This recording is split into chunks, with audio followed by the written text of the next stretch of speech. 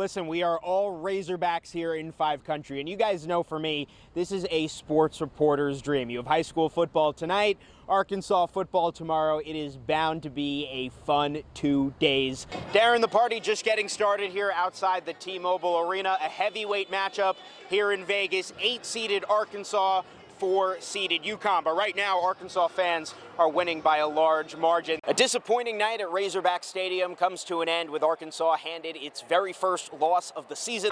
The home opener here at Razorback Stadium in the books, Arkansas taking down the Kent State Golden Flashes 28-6, but it certainly wasn't the afternoon Arkansas fans expected, with Kent State keeping this team on upset alert all game long. Now a day later, you can slowly start to appreciate what this team had. Its struggles in January, turning it around and getting all the way to its third straight Sweet 16. We can all take a breath and really realize what Arkansas did tonight, knocking off the #1 overall seed, not in their region, not in their part of the bracket, in the entire tournament. As much as this team may drive you crazy, they started 4-0, then dropped a couple games in SEC play, you miss them when they're gone. Erica, I'm looking for Bill Murray out here because it is surely Groundhog Day. And even though my shirt is red, I did score me one of these. The confetti that rained down from the Chase Center roof last night, blue and white. Right behind me, the largest March Madness bracket in the world. These fans don't want to go home anytime soon. We're going to be looking at so much basketball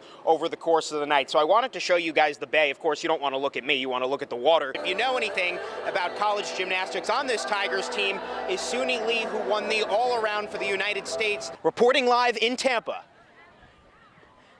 That was terrible. Jacob Seus, 5 News Sports.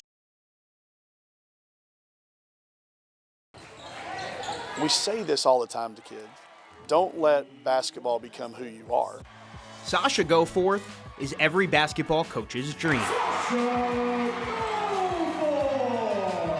McDonald's All-American, Jordan Brand All-Classic, 5-star on ESPN. By the way she played, I mean, it would be natural to think that this kid's on top of the world. She was open with me. Her and her dad were open with myself and a select few of my coaching staff. Players didn't know about it. Gastroparesis. In simple terms, it just means like delayed emptying of the stomach. You hear like delayed emptying of the stomach and you don't think like, oh, she's waking up every single morning throwing up. We saw this unfortunate deterioration of her body. She started breaking down and physically not gaining weight and getting very ill and not able to perform at the level she wanted to. It all started her senior year at Fayetteville High School. I remember this one specific game. It was an important game, and like on the court, like mentally, like I was fighting myself so much because like I just wanted to like give up and like run off the court and throw up. But it was a really important game, so I was pushing through. And I remember like my body truly just like gave out. Like my arms dropped, my legs dropped. It felt like I couldn't run anymore. Fighting through, she dominated her senior year, getting calls from all corners of the country. An exciting but stressful decision. I think what people don't understand about my disease is it is completely depending on how stressed I am. Despite the stress of moving, Goforth chose to go across the country. Going into it at Oregon State, I was confident that I'd be able to navigate through it okay. Turning down a chance to go across the street and become a Razorback. That's a hard decision for a kid to make. And it takes a lot of bravery to pick the phone up and tell somebody no. And she did. In her first season at Oregon State, Goforth started every game, earning all Pac-12 honors. But the stress of her disease only got worse. I wake up every single morning. I'm sitting by the toilet throwing up. She knew a change was needed. Goforth had to come home. Knowing that it was that bad, I was just very confident in Coach Neighbors and like this program to the point where I knew it wouldn't be them hindering my mental health. Once she hit the floor at Bud Walton Arena, it was the same old Goforth, starting every single game. Going through what I knew she was going through, that only a select few of us knew, and she's playing an unbelievable 30-plus minutes a game at an SEC level, and she didn't want anybody to know about it. It was very hard for me like to play and like not have people understand like what I'm going through. Go Forth put up a facade that fooled everyone. But once the final whistle blew each night, she was struggling more than ever. It's not like I needed sympathy, like I didn't need that.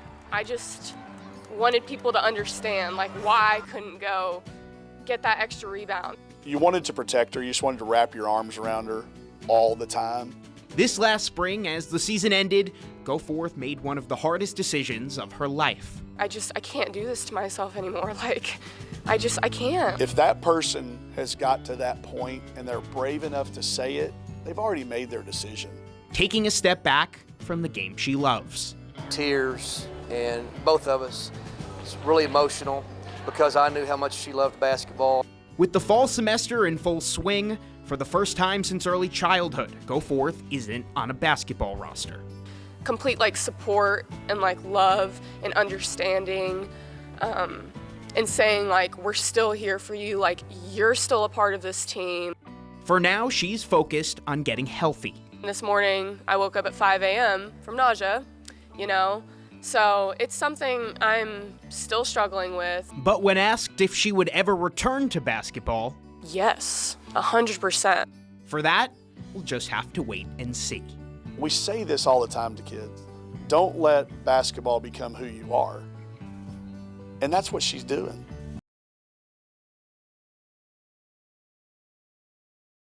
Yeah, I would have loved to be on that team. Quite the really accomplishment cool. for those kids. But before his homecoming, we spoke with some of Drinkwitz's mentors about the kid from Alma who's now in charge of an SEC program. Alma, Arkansas. Population 5,419. Known for its spinach and its high school football. Well, it's just such a deep part of just the culture of this community. And much like Popeye, there's one former Airedale football player who stands out among the rest. Eli really and truly is one of those people I think that was kind of destined for greatness all of his life. This is a picture of the student council Eli's senior year, and Eli was student council president. Eli Drinkwitz and his family moved to the town of Alma when he was just a kid, a town that would embody him as one of its own. He was either 6 or 7, and I was his t-ball coach. I cut Eli's first haircut. A good boy. Let me tell you about Eli Drinkwitz. He was always special. Like the Alma community, Drinkwitz fell in love with the game of football, a game that would bring together him and longtime Airedale head coach Frankie Vines. Was not one of the larger athletes. He wasn't one of the faster athletes. And Eli, obviously his senior year, was selected as the most outstanding Airedale. But Vines would quickly learn what that undersized linebacker was capable of. I don't think Eli ever got outsmarted. He was very intelligent. I don't know that we've ever had anybody play football here that got more out of their natural ability than Eli did. After graduation, Drinkwitz enrolled at Arkansas Tech, but chose not to walk onto the football team. He was coaching at Tech. I mean, he was coaching his intramural team. But little did he know, his career was just getting started. He's always been somebody that you just knew, was going to do something special and was destined to do something great. After college graduation, Alma athletic director Mike McSpadden brought Drinkwitz home, giving him his first head coaching job, leading the Airedale 7th grade football team. We use the term sometimes as kid magnets, and that's what Eli was, coaching 7th grade. I mean, the kids loved him. You know, he didn't treat it as just a 7th grade coach. He said, I am the 7th grade coach. And that was a big deal, and it was important to him. After a season, Drinkwitz's time coaching at Alma would come to an end. He then moved on to Springdale High School, where he would work under his mentor, Gus Malzahn. You know, that was a step up for him, and so as much as we hated to see him leave us, we were happy to see him succeed. And many stops later, Auburn and Arkansas State and Boise State and North Carolina State, Appalachian State. The kid from Alma would get the call to the SEC to lead the Missouri Tigers. It's certainly been one of the highlights of my career. And he did it through hard work and hanging in there and not giving up his dream. Look at his dream now. It's a great dream. But no matter how big Drinkwitz gets, Oh, you better believe this town won't forget where he came from. We know he's a winner.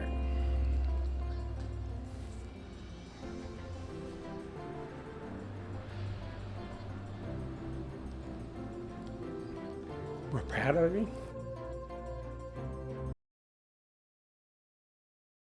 Basketball season is fully upon us, and after the men got the win Monday night, it was the Arkansas women's turn to open the season. The Hogs looking to rebound after missing the NCAA tournament last March, and the long journey back to the big dance tipped off last night against Louisiana Monroe. It's also the last dance for super senior Michaela Daniels, as Mike Neighbors beginning his 7th year at the end of the bench. And it was the highly anticipated debut for 5-star freshman Talia Scott, and she did not disappoint. Also hard to believe Samara Spencer entering her junior season, and she still got it to the hole, count it, and the foul. Hogs up 4, but the Warhawks came to play last night. Deja Bradford from beyond the arc. Book it. The Arkansas lead just 3 as we entered the second quarter, but the Razorbacks can shoot too. Sailor Poffenbarger to Daniels. She's got the 3 ball. And then Scott in transition. She's a whole lot of confidence. First 3 of her career, but the lead still just 3. And on the other end, Sanaya wells for the Warhawks right to the basket. She gets the friendly roll. Arkansas would trail by 1 at halftime, but thanks to a team-high 29 points from the freshman Scott, Arkansas was able to escape in the second half, especially thanks to a big fourth quarter. The Hogs take this one 81-76. Not their best outing, but a win is a win, and Arkansas leaves the season opener victorious. 1 game, 1 win. The Arkansas basketball team starting the season with a dominant performance last night over Alcorn State that did nothing but just increase the excitement for what's in store this year for Eric Musselman's revamped roster of Razorbacks. And Devo Davis led out that new roster, 9 new faces on this year's squad, but the first basket of the year was a returner. Welcome back, Trevin Brazil. Rack attack to kick off the new campaign. We go later in the first, Hogs up 15-10, and it's Brazil again. That man has a family. Now he's going to be on posters all across the natural state. You want more dunks? Well, we've got him. Cue the Harlem Globetrotters music. Layden Blocker, Khalif Battle, welcome to the Space Jam. And it was a debut to remember last night for that Temple transfer. 3 ball from Battle in the corner. Book it. Arkansas up by 20.